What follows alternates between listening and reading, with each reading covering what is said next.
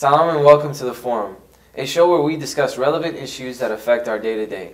Today we're actually going to talk about practicing our religion, why it's important, and what we need to do to ensure that we're always doing it to the best of our abilities. I'd like to start out by pulling on Sister Nesreen to explain to us what you think practicing your religion is. Well, that's an interesting topic because I've encountered a lot of people, and personally myself as well. We wonder, what is the purpose of us doing certain actions that we know Islam tells us that we have to do. For example, praying 5 times a day, fasting during Ramadan. Sometimes we wonder, what if I just think of God throughout the day? What is the purpose of me actually going, preparing myself to do all of these things and actually doing these actions? Can't I just practice, in my own way or in my own head? So I think it would be great to start maybe talking about what's the reason behind, like, for example, why do we pray 5 times a day? I think what's important to make note of is this is not just for Muslims. This is for Christians, for Jews, for anyone who is a part of a religious ideology and has set practices. The ultimate goal is to have such a firm remembrance of God and such a firm hope in God that really these little unnecessary and petty things in life that come up are easy for us to overcome. So I think that's really important, and I think these practices help us with that. Because I remember I was listening to a lecture, and the speaker said that your emotional and your physical health has a huge impact on your your emotional and your psychological health has a huge impact on your physical health. So if you're so into Allah subhanahu wa ta'ala or God, and you're not worried and you have hope in Him, you're more likely to be physically healthy than you are to be, less healthy. So I think the practices help out with that. With regards to praying 5 times a day, the way I see it is as a way to take time out and focus all your thoughts and all your commitments for the rest of the day, whatever it is, or just remembrance of all that's happened in your day. Taking that and having some appreciation and showing that towards Allah. And so when I pray 5 times a day, that's basically my intention, and I'm sure that's the intention that we all have. So when it comes to practice, I try to do things that have meaning towards me.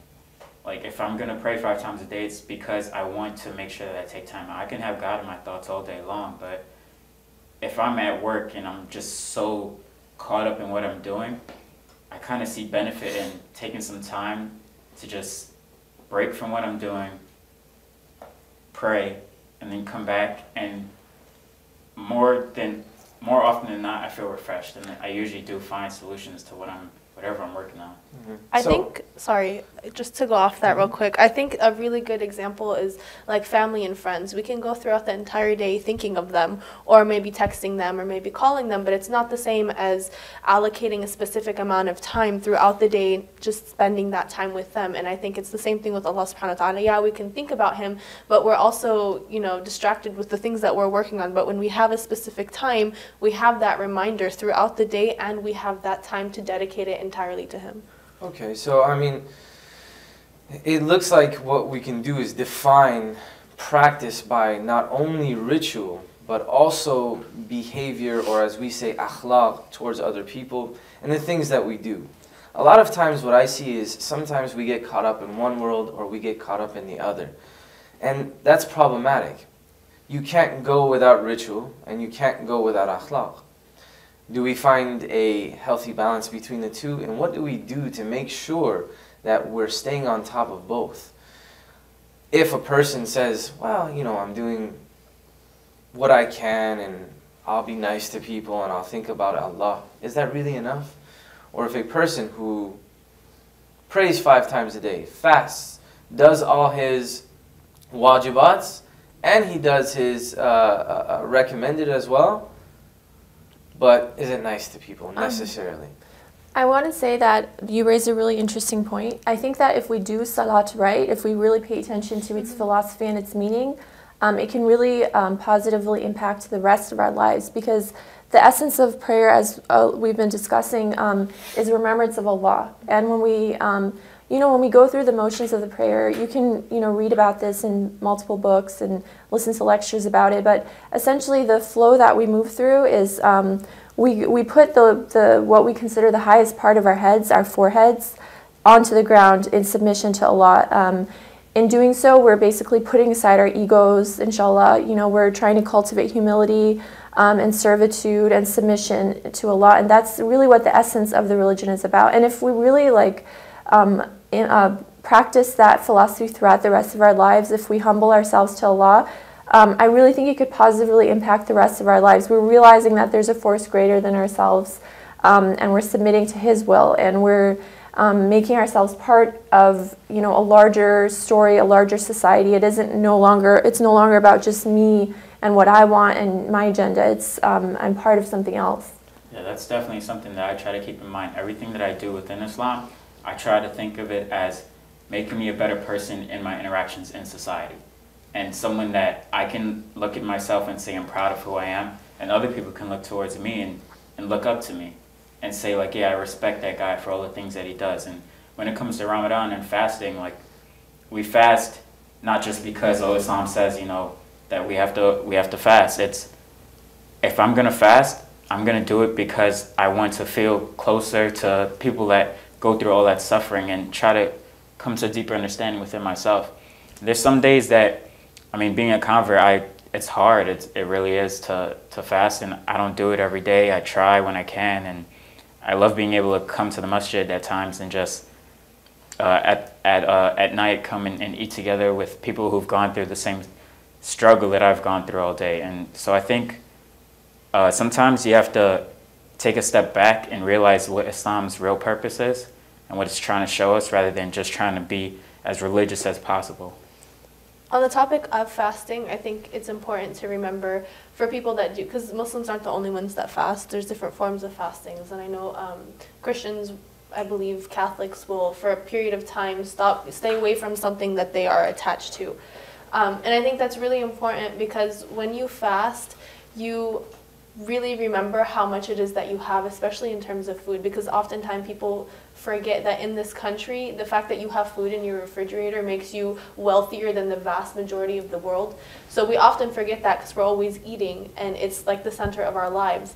But when we have to stay away from eating, remember, this is how much we have, and there are other people that are suffering. And it makes us more appreciative of what we have, and the more appreciative and compassionate we are, the more likely we are to have better akhlaq. And not only that, we live in a country where, the basis of this country is instant gratification. I want it and I want it now. But what fasting does is it teaches you to have self-restraint, self-control, to be able to recognize what it is that you need rather than what it is that you want. And I think that's really important in this country and just in the world in general. Interesting thing about fasting. When we fast, we actually are abstaining from things that are extremely natural to us, such as eating or drinking. If a person has the strength to avoid something so natural to themselves, then avoiding sin becomes easier. And I think what practicing our religion truly does for us is prevent the acts of sin that might create problems for us in our lives. A lot of times, especially in this country, I'll notice that the biggest problem is self-restraint. Now, it doesn't necessarily have to do with drinking, for example, but even eating. We see that weight issues are a big problem in this country.